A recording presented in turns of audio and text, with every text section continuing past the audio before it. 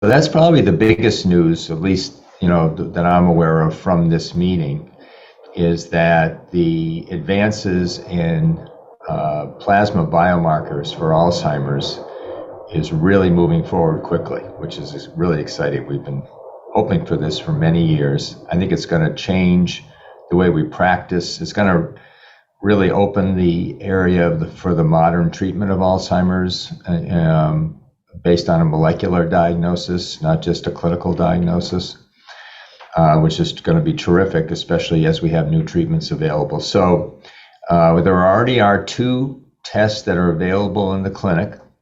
They look at amyloid, ratios of amyloid in the plasma of A beta 42 over A beta 40, 2 molecular forms.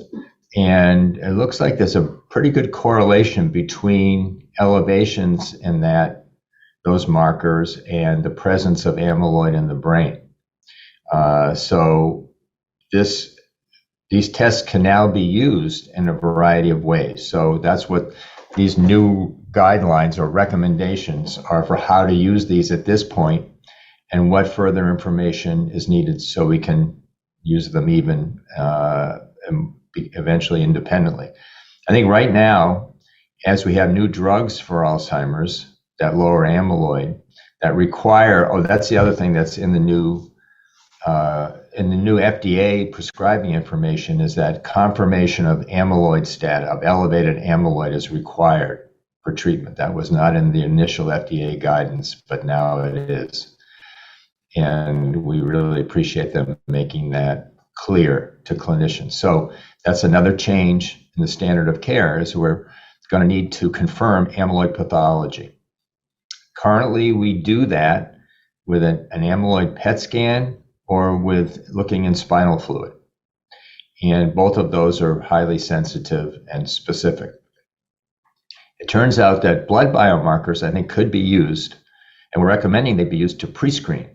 So people who are considering aducanumab, or if another drug gets approved this year, another agent in this class, can have a blood test first, see if they're likely to be amyloid positive on a PET scan or spinal fluid, and then only those that look positive would then go on and have the PET scan or the spinal tap.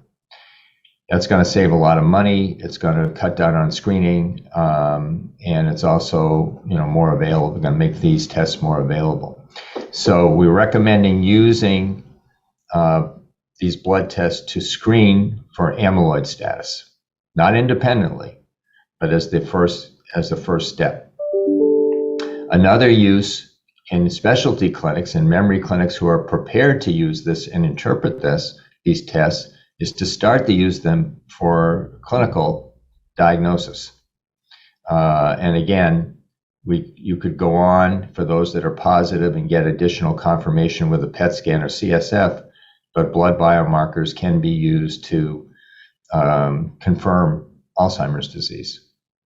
So we're recommending gaining more clinical experience with this, using it probably as an initial test with confirmation if indicated.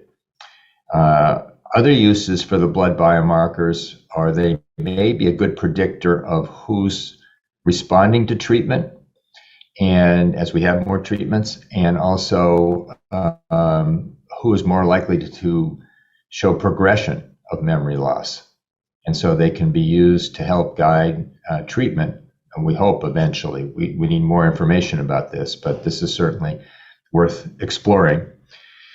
And a number of trials have shown there's another blood test called p-tau 217 or p-tau 181. These are 2 forms of tau that are detectable in the blood. And those correlate very well with amyloid plaques in the brain. And also, that test seems to go down when the amyloid plaques are lowered. And so it may indicate we need more data about this, that someone is responding to the treatment, and especially if it's associated with a clinical benefit. So the next important piece of it, so there are uses right now. As a first step in the screening process or in the diagnostic process. We hope as more information becomes available that we can use them independently. We won't need to confirm them with a more expensive test. I see that coming. It's not far away. And the most important thing is really building the bridge between primary and specialty care, because this is a test that I envision will happen in the primary care setting. Someone goes to see their doctor. They say they're concerned about their memory. They have a simple evaluation there, an initial evaluation there. And then if the doctor feels like, yeah, there could be something amiss here, could be Alzheimer's, let's test for that. They'll be able to initiate that. And then if it's positive, then they can refer to a specialty center for further diagnostic workup if needed, and then potentially disease-modifying treatments. So this is the way of the future. Now is the time for us to get experience with this. That's why we publish these recommendations. But that building that bridge between primary and specialty care is really going to benefit patients with Alzheimer's and help us detect cases much earlier than we're doing currently. So that's really important.